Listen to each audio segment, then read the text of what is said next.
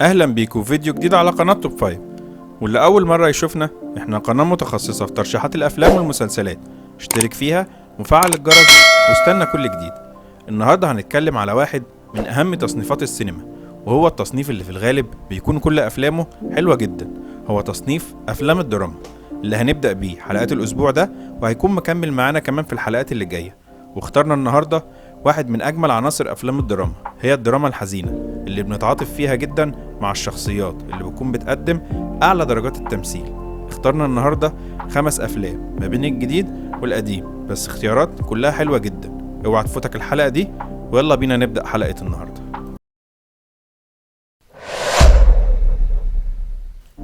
في المركز الخامس اخترنا فيلم حلو قوي من إنتاج نتفليكس لسنة 2021، وبعتبره من أجمل الأفلام اللي عملتها ساندرا بوليك، اللي عملت دور جامد جدا في الفيلم ده، اللي بيحكي عن روز، البنت اللي كانت عايشة مع أختها الصغيرة كاترين بعد ما أبوهم انتحر وأمهم ماتت، وهم عايشين لوحدهم في البيت بتاعهم، لحد ما هيجي يوم والشرطة والمأمور يجوا عشان يخرجوهم من البيت.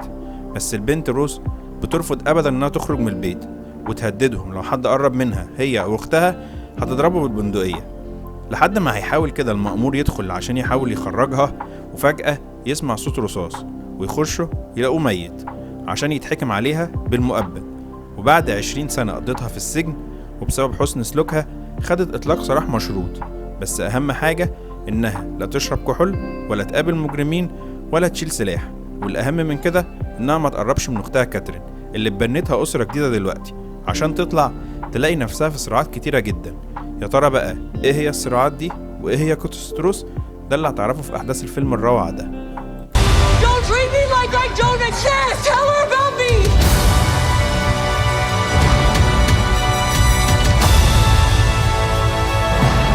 Don't even pretend this is about her. Yes, I was protecting her. You are not a victim. I don't quit. Not on Katie.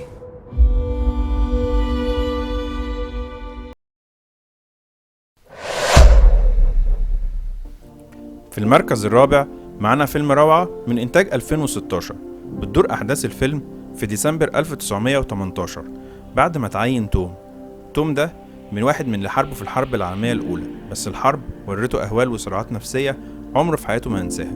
اتعين توم حارس لمنارة قريبة من سواحل أستراليا، لحد ما هيجي يوم ويقع في حب بنت واحدة من سكان المنطقة اسمها إيزابيل، ويقرروا إن هم يتجوزوا.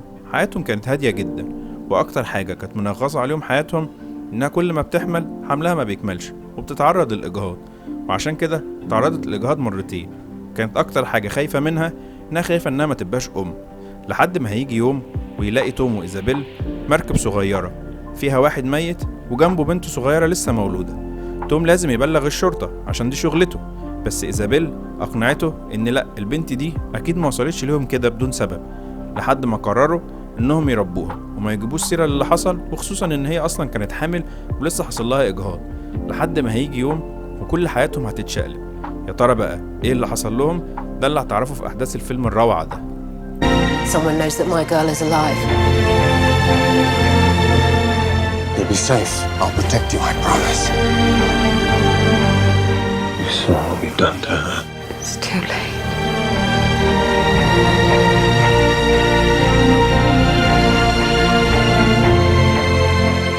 One day, this will all feel like a dream. With love forever and ever and ever.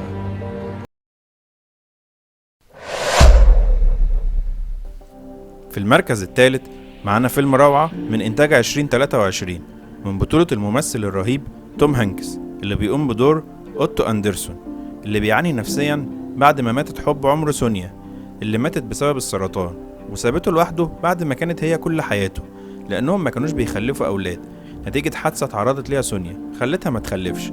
عشان كده هي كانت كل حياته، وما فارقهمش حاجة واحدة بس غير الموت اللي من بعده، وأوتو بقى عايش في وحدة وحزن طول الوقت. ده غير أصلا إن هم ساووا معاش في الشغل نتيجة تقييماته اللي كانت وحشة جدا، ومن بعد ما قعد في الشغل وهو كل يوم في خناقات مع الجيران، لأن هو اللي مسؤول عن الحي اللي ساكنين فيه، وهو راجل أكتر حاجة بيحبها النظام ويكره الفوضى. زهق أوتو من حياته من غير سونيا، عشان كده قرر قرار صعب جدا، هو انه يتخلص من حياته ويروح لسونيا. يا ترى بقى هيقدر يعمل كده ولا لأ؟ ده اللي هتعرفه في احداث الفيلم الروعة ده، اللي لو ما شفتوش ادخل شوفه، صدقني مش هتندم. Hybrid. How did you get in here? No. You are not taking over my bed. I was wondering if you could help us out. I'm not sure about this. It's gonna be very fun. How was it? You did a good job. You should pat yourself on the back. I have a cat. You think you have to do everything on your own? But guess what? No one can.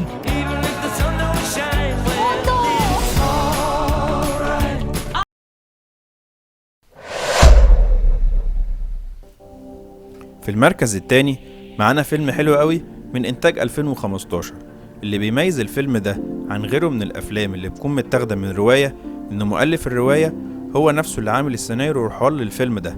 بيحكي الفيلم عن جريج، الطالب اللي في الثانوية العامة واللي حاسس إنه مش مميز في أي حاجة، عشان كده ما بيقدرش يكون جوه المجموعات المختلفة اللي موجودة في المدرسة، وهو عايش لوحده في حاله، لا بيحب المشاكل ولا يحب يزعل حد ولا حد يزعل منه. العالم بتاعه ما فيهوش غير صاحبه اللي من الطفولة، هو إيرل اللي عامل زيه بالظبط. عشان كده طول الوقت بيقضوا مع بعضهم. بيقضوا وقتهم في ايه بقى؟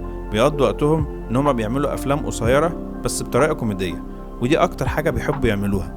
لحد ما هيجي يوم ومامته تبلغه ان صاحبته في المدرسة ريتشل عندها سرطان في الدم، ولما هو قال لها ان هو مش صاحبته قوي وهو ما يعرفهاش، قالت له لا انت لازم تكلمها وتساندها. ولما جه يكلمها ريتشل قالت له انا ما بحبش الشفقة من حد. قال لها بصي انا لازم اقابلك عشان خاطر اكون ريحت مامتي، انما انا لا عايز اساندك ولا عايز اعمل حاجه. ولما بعد ما بيقابلها بتتحول حياته 180 درجه. يا ترى بقى ايه اللي هيحصل؟ ده اللي هتعرفه في احداث الفيلم الروعه ده. You guys were making a movie for me. We tried a bunch of stuff and it's not that good. Now's not the time for your I'm Greg, I suck, nothing I do is any good thing. We agreed to do a film that we have no idea what it should look like or even be. What was I thinking? I'm so tired of you treating this girl like she a burden. Because somebody actually cares about you, her life is over after this. Life can keep unfolding itself to you just as long as you pay attention to it. It was the best of times. Worst of times. It's so much harder than I thought it would be. It was life.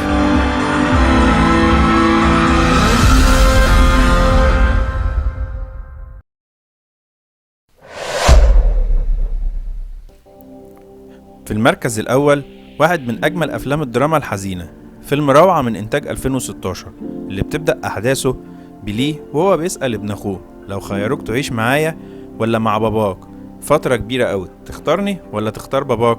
عشان الولد يختار باباه طبعا، وبعد كده يقنعه عمه إن اللي اختاره ده أكيد غلط وإنه الأحسن ليه عمه لأنه هو بيحبه جدا.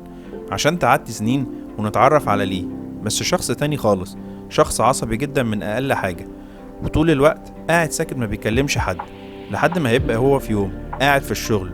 هو كان بيشتغل عامل صيانة في بوسطن، لحد ما في يوم وهو قاعد في الشغل يجيله تليفون يبلغوه فيه ان اخوه اللي عنده مشاكل في القلب محجوز في العناية المركزة في المستشفى، وده بيخليه يسافر لبلده عشان يشوف اخوه. بس للأسف اول لما بيوصل بيكتشف ان اخوه مات، ومش مات وبس، لا ده كمان كتب وصية انه يكون هو الوصي على ابنه الوحيد، ابنه الصغير ده. ليه اصلا رافض انه يفضل في المدينة، ورافض فكرة انه يكون هو وصي على ابن اخوه اللي من سنين كان بيتمنى انه يختاره هو وما يختارش باباه انه يفضل عايش معاه. يا ترى بقى ايه اللي عمل كده في ليه، وايه سر التغير الكبير اللي في حياته ده؟ كل ده هتعرفه في احداث الفيلم الروعة ده اللي يستحقه بكل جدارة يكون هو الاول معانا النهاردة.